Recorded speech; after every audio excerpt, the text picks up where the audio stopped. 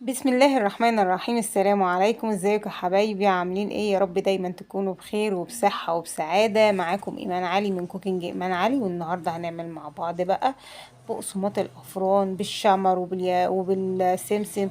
زي ما انتم شايفين كده، عجينة بالكيلو دي عملنا اشكال مختلفة، كحك وحرف الاس وكذا نوع من البقسماط، والطعم وهشة وجميلة جدا، احسن من الافران كمان.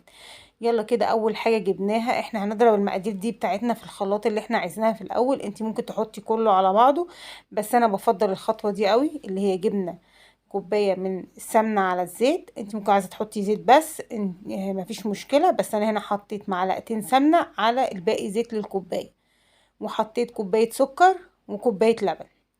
عايزه تستغني عن خطوه اللبن وتعمليها ميه بس، برضو عادي مفيش مشكله، خليها اقتصاديه.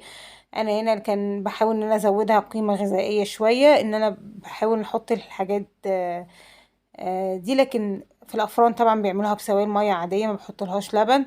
فانا بقولك لو انت حابه تحطي لها لبن حطي، عايزه ميه حطي، مفيش مشكله. بصي الخليط هنا بعد ما ضربناه كده في الخلاط كان سميك شوية. انا هنا معايا كيس خميرة، انت عندك خميرة عادية عارفاها، خميرة بيرة، مفيش اي مشكلة. هنا انا كنت لازم اجرب واعمل تيست للخميرة، لانها اكياس غير اللي انت بتشتريها على بعضها.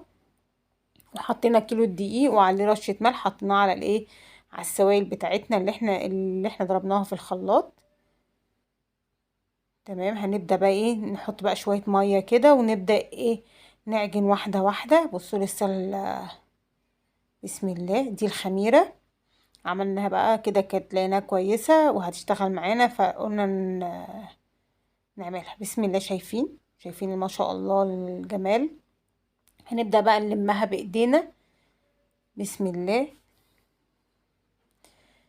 نفضل بقى نعجن كده ونلم بقى من فوق لتحت كده، نلم العجينة كويس، ولو حسينا انها محتاجة مية نحط لها. اهم حاجة ما تخليش العجينة ناشفة معاكي، لان كل ما تكون طرية شوية هتريحك في البرم. لو انت عايزة تبرميها في طريقة تانية، انت تفرديها وتقطعيها بالسكينة وتسيبها ترتفع زي القراقيش، بس تبقى رفيعة شوية. هنا بقى زودنا، حسينا ان العجينة محتاجة مية، زودنا لها كوباية مية صغيرة. هنبدأ نعجن، وطبعا هنقسم العجينة نصين، نص هنعمله بالشمر ونص هنعمله بالسمسم. بسم الله، شايفين؟ ادي نص هنخليه كده، هشيل نص كده لوحده، بسم الله. يعني عملنا نص كيلو بالشمر تقريبا ونص كيلو بالسمسم. الشمر طبعا ليه قيمة غذائية وحلو جدا للقولون والمعدة، يعني حاجة كده ما شاء الله حلوة، زائد انه بيدي طعم حلو جدا للبقسماط، اللي بيحبه اللي لو جربتيه يعني بجد طعمه جميل جدا. هنا بقى ما شاء الله، بصوا دي كده العجينة دي. هنبدأ بقى نحط بقى ايه اللي بالسمسم، بسم الله. هنجيب السمسم بتاعنا، طبعا احنا بنحط جواه سمسم ومن بره كمان سمسم. طبعا برضو السمسم كله قيمة غذائية، فانت اللي تحبي تعمليه بيه اعمليه. كده العجينة هبدأ اغطيها واسيبها لحد ما تخمر، بسم الله. كل العجينة كده بصوا، غلفتها بكيس، انت عايزه تغلفيها بستريتش غلفيها، يعني المتاح عندك حاولي تعمليه. بصوا هنا لما حسينا ان العجينه قربت تخمر او خمرت شويه، بدأنا بصوا بنجربها وبنعمل لها تيست. بسم الله، بصوا خدنا جزء من العجينه، شايفين ما شاء الله بتتبرم معايا بكل سهوله. انت بقى عايزه تبرمي الكميه كده مره واحده وتقطعي، بسم الله. شايفين العجينة علشان مش ناشفة مريحة معاكي. اهم حاجة نوع الدقيق والعجن الكويس بيدي نتيجة حلوة جدا، بسم الله. شايفين ادي اهي، بسم الله. شايفين كده، نبدأ بقى ايه، نرفعها رفعها لان هي هتخمر معاكي، انت كمان هتسيبيها ترتفع هتخمر معاكي، فرفعيها على قد ما تقدري. وهنبدأ نقطعها بقى ونشكلها بالتشكيلة بقى بالاشكال اللي انت تحبيها. هنا دي العجينة، في عجينة بقى ام سمسم، والعجينة بس هنشيله بقى عشان نسويها على قد ما نقدر. انا ما بحبهاش طويلة قوي، بحيث ان ايه اللي ياكل البقسماطة ويخلصها احسن ما تبقى ايه منه. هنبدأ بقى ايه، نرص في الصاج ونسيبها لحد ما ترتفع مع نفسها. نخلوها ترتفع وتتشكل وتخمر يعني عشان تدخل الفرن. هنا بقى ايه هنبدأ، ممكن تقطعيها بصي بطريقة تانية، ممكن تقطعيها وتعملي اجزاء زي الكحك بالظبط كده، ان انت تقطعيها قطع صغيرة وتبدأي تعملي كده، يعني ممكن كده وممكن كده. انا حبيت اوريكي الطريقتين دول اللي انا بعملهم بيها، يا كده يا كده. هنا انا كنت كل ده بعمله وانا واقفة على الرخامة، هي ما خدتش وقت خالص. شايفين؟ ادي كمان طريقة، شايفين الشكل اهي. انا حبيت اوريها لكم بالطريقتين. كمان دلوقتي هعمل معاكم بقى ايه اللي بسمسم كمان، دي هوريها لكم. بس كل ده انا بحاول اوريكم، بصوا على ايدي، ببرمها على ايدي. بصوا طريقه تانية اهي، وانتي قاعده كده ممكن تقعدي كده جنب التلفزيون وتتفرجي كده، وتقعدي تعملي بنفس الطريقه. بصي عملتها برضو، برمتها على ايدي مش على الرخامه.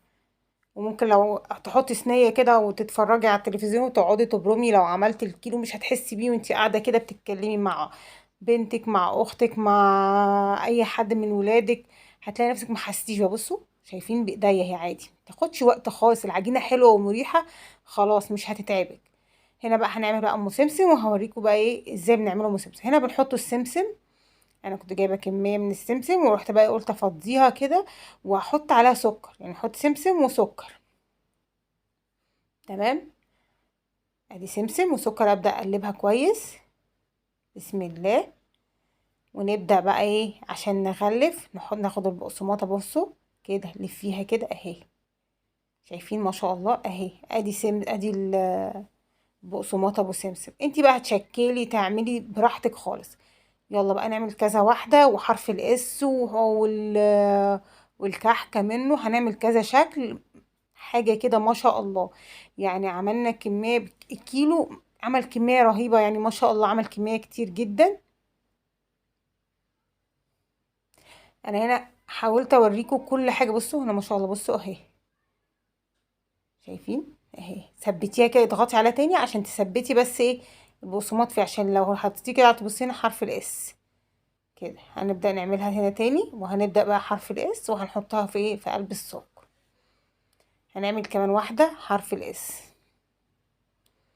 انا هنا اهو، دي كحكه، بصوا ادي الشكل. تشكليها زي ما انت عايزه، هي هتاخد كلها لون واحد في الفرن، اهم حاجه تبقى كلها حجم واحد. آه في الرفع كده هتلاقيها ما شاء الله استوت، وتسيبيها في الرف الوسطاني كده في الفرن على درجة حرارة 160. بتحب النار الهادية وبتحب الفرن تكون في الوسط، لان احنا عايزينها مقرمشة، ما تخليهاش، هي بتاخد معاكي من ربع لتلت ساعة في الفرن. هنا بصي شكلنا الصوان، بصي 2 كيلو، بصي كيلو دقيق عمل لك كمية ما شاء الله قد ايه، 3 صوان ما شاء الله مليانين. ده كيلو دقيق واحد عمل كده، عمل الكمية دي. تخيلي بقى لما تعمليها وتوزنيها هتلاقيها ما شاء الله. ده انا كمان يعني يعتبر ثباتها، بصي انا خمر شوية، بدأت تخمر وترتفع. شايفين الاشكال، عملنا اشكال كتير، اللي بالشمر طبعا سايبينه سادة، واللي بالسمسم زي ما انتم شايفين كده ما شاء الله جمال وحاجة كده ما شاء الله. هنا اهو بعد ما طلع من الفرن، شايفين اللون، شايفين حرف الاس بقى اس اس اهي ما شاء الله. يا رب كده الفيديو يكون عجبكم، والوصفة تكون سهلة عليكم واقتصادية وعلى قد الإيد، وما شاء الله رمت معانا كمية حلوة وهش جدا من جوه، وحاجة كده بسم الله ما شاء الله. ما تنسونيش بقى في اللايك والكومنت، ويا ريت تدعموني كده وتقولوا لي ايه رأيكم في البقسماط، وربنا يديمها علينا نعمة ويحفظها من الزوال وأبدلنا خيرا منها، اللهم آمين يا رب العالمين. كانت معاكم ايمان علي. بصوا شايفين ما شاء الله، ما تنسوش اللايك. شايفين كانت لسه سخنه، خلي بالكم كمان، يعني حاجه كده بسم الله ما شاء الله. جربوها ومش هتندموا. والسلام عليكم ورحمه الله وبركاته.